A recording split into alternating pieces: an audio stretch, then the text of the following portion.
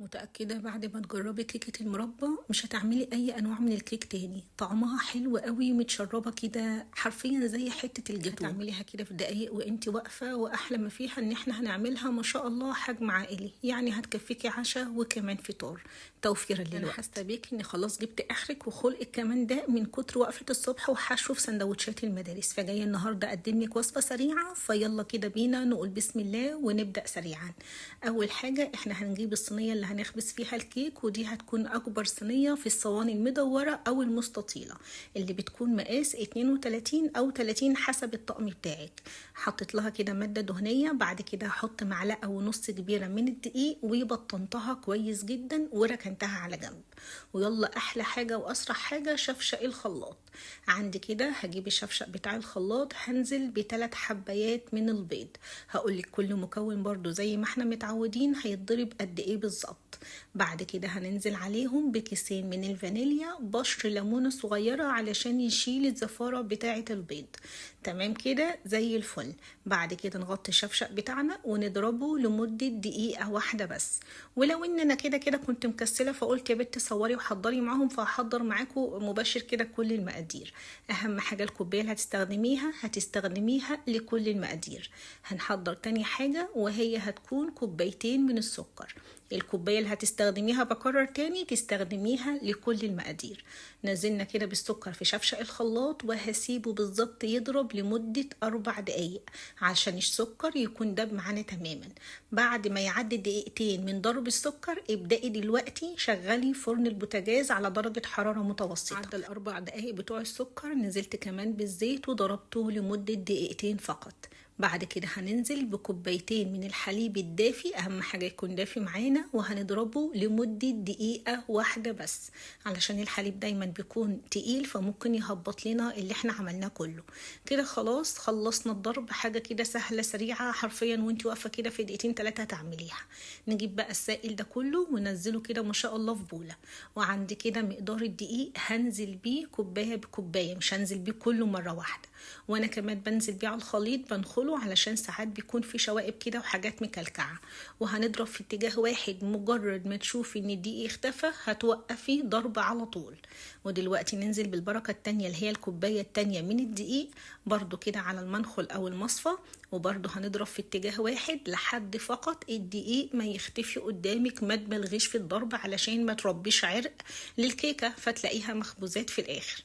ودي ما شاء الله الكوبايه التالتة معانا مع ذرة ملح بسيطة جدا، بركة كده وخلاص تبين لنا كده طعم الكيك بتاعنا. وبرضو هنضرب في نفس الاتجاه، اختفى الدقيق اقفي على طول. واخيرا كده هننزل بمعلقتين من النشا، معلقتين كبار بيدوا الكيكه هشاشه حلوه قوي، وكيس من البيكنج باودر. وبرضو نضرب في اتجاه واحد كده، مجرد ما يختفوا توقفي على طول. اخر حاجه خلاص هنضيفها معانا عشان تفتح لون الكيك بتاعنا وما يهبطش معانا في الفرن، هي معلقه كبيره من الخل.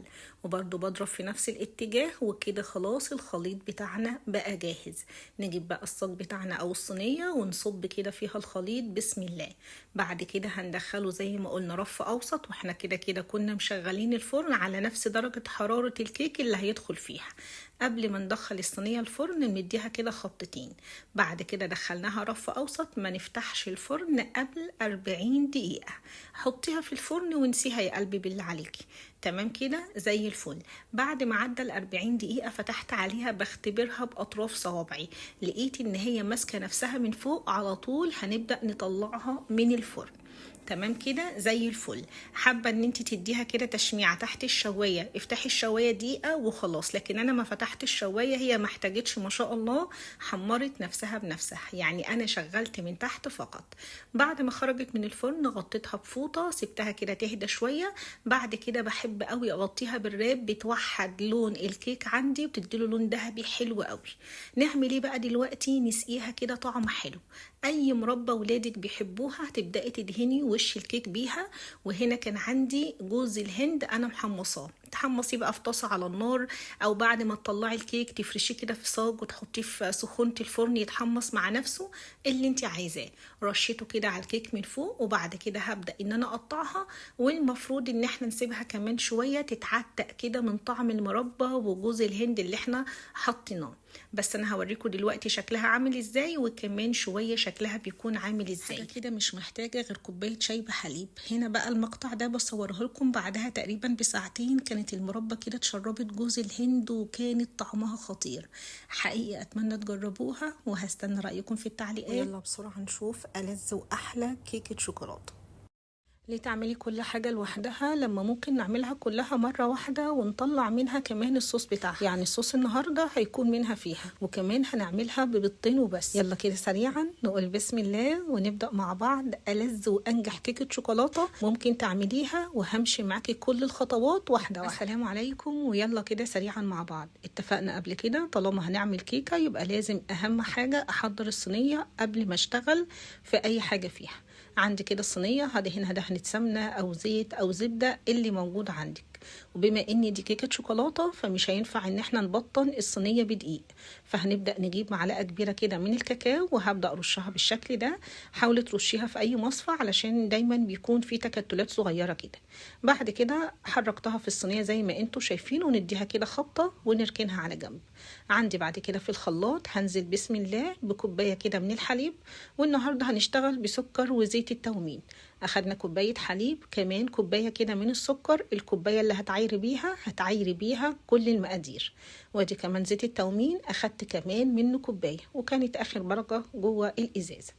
نزلت كده في الخلاط بتاعي. بعد كده هنزل بكيسين من الفانيليا، نص كوبايه من الكاكاو الاسباني الخام. ما تستخدميش اي نوع تاني لان الانواع التانية بيكون فيها زي تراب كده. لو الخلاط بتاعك ضعيف فهي هتاخد معاكي 4 دقايق ضرب بالظبط، ولكن ما شاء الله لو الموتور بتاعه قوي فهياخد معاكي ضرب دقيقتين. في نص الوقت بقى ببدا ان انا انزل الخلاط. لما الاقيه واقف كده ومش راضي يتحرك هديله كده تقليبه. ننزل يعني اي جوانب كده بيكون فيها بودر علشان ما الاقيش الصوص بعد كده متكتل او فيه كويرات كده من ناشفه او بودره. بعد ما هتلاقي ان الخلاط مش راضي يشتغل بتبقى هي كده خلاص بقت مظبوطه وربطت معانا. هننزل بقى كده نجيب كوبايه وناخد منها كوبايه من صوص الشوكولاته ده. لو كنت في الشتاء فهتركيني جنبك على الرخامه، اما لو كنت في الصيف فانت هتحطيها في التلاجة. ناخد بقى بواقي الصوص اللي موجود جوه الخلاط، وهبدا اضيف عليه حبايتين بس من البيض، كوبايه الا ربع كده من الحليب، وهنبدا نديهم ضرب لمده 3 دقايق بالظبط. كده خلاص الخليط بتاعنا بقى جاهز. هبدا ان انا اجيب بوله واحط فيها اول حاجه الخليط السائل. بعد كده هنزل بكميه الدقيق اللي انا عايزه احطها، اللي هتكون معانا كوبايتين بنفس الكوبايه. كوبايتين من الدقيق بنزل بيهم على مرتين. بنزل بكوبايه وانخلها كده في اي مصفى عندي علشان تديني كده هشاشه وطراوه للكيكه بتاعتنا. وبعد كده نبدا نجيب مضرب ونقلب. ولما بنقلب الكيك بنقلبه في اتجاه واحد فقط، ما نروحش ونيجي علشان ما نهبطش الهواء اللي دخله.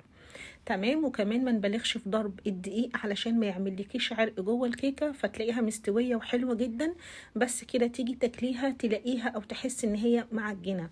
فدايما يا دوبك بنضرب فقط او نخفق الدقيق فقط لحد ما بيختفي معانا، وبنوقف على طول. بعد ما حطيت الكوبايه التانية حطيتها كده ذره ملح علشان تكون تظبط لي كده طعم الكيك. واخر حاجه ببدا ان انا اضيفها هي كيس من البيكنج باودر، وما بنزلهوش في مكان واحد، برشه كده على وش الكيك بتاعي برضو علشان ما الاقيش الكيكه في الاخر في النص عاليه وفي الجوانب هابطه او عامله حته عاليه وحته واطيه.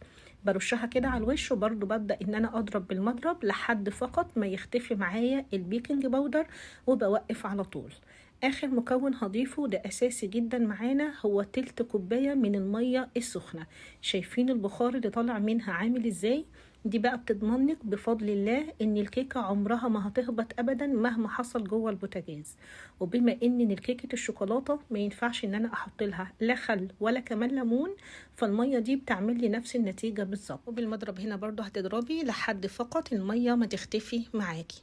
وكده خلاص الخليط بتاعنا بقى جاهز. نجيب الصينية ونبدأ نحضره بسم الله كده، ونبدأ ننزل بالكيك او خليط الكيك بتاعنا جوه الصينية. بعد كده هبدأ امسك الصينية 3 خبطات بالظبط على الرخامة. بعد كده بجيب ظهر معلقة وابدأ اعمل خطوط عكس بعضها علشان اتخلص من اي بابلز حصل وانا بنزل الكيك او حتى بعمله، او اي فتحات علشان تكون الكيكة في الاخر مسامها مقفولة. بعد ما خلصنا على طول ما نركنش الصينية جنبنا على الرخامة علشان البيكنج باودر يتفاعل احسن حاجة. مجرد ما حطيناها في الصينية على طول على الفرن. الفرن بيكون مسبق التسخين على درجة حرارة 180 او على درجة حرارة متوسطة. دخلت الصينية بتاعتي رف اوسط، اخدت بالظبط معايا 35. او بعد 35 دقيقة فتحت الفرن، حطيت كده ايدي من فوق، لقيت ان الكيك عندي استوى. وارد انت تلاقيها طرية شوية لو انت الفرن بتاعك واطي، فتحتاج معاكي 5 دقايق كمان، يعني من 35 ل 40 دقيقة بالظبط.